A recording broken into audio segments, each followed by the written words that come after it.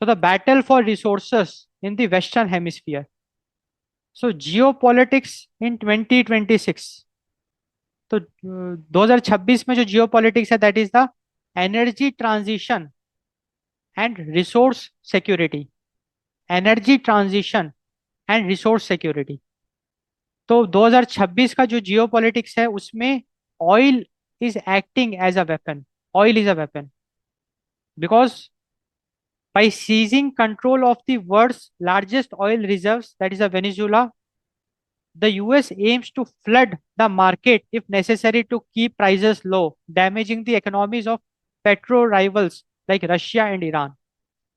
अब United states क्या कर सकता है, सिंस यूनाइटेड स्टेट्स का पूरा इन्फ्लुएंस है on the Venezuela, so United States now it can flood the market to control the oil prices and hence damage the rival countries like Russia and Iran, like the petro rivals.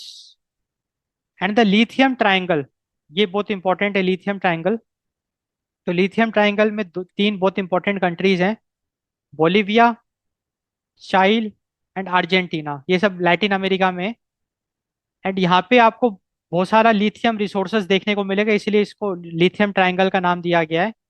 Now United States is already shifting the focus to the lithium triangle and the United States is aggressively maneuvering for contracts। मतलब United states American companies को subsidise कर रही है, उनको incentivise कर रही है कि आप लैटिन अमेरिका में जाइए, वहां पे आप इंडस्ट्री सेटअप करिए, सो दैट चाइना का इन्फ्लुएंस वहां से आप बिल्कुल हटा दीजिए।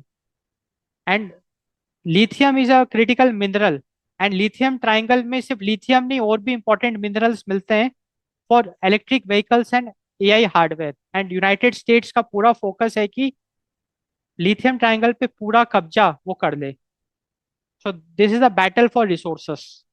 एंड हम देख पा रहे हैं कि कैसे ये ऑयल एंड लिथियम ट्राइंगल ये दोनों के दोनों वेस्टर्न हेमिस्फीयर में एंड स्पेशली लैटिन अमेरिका में है।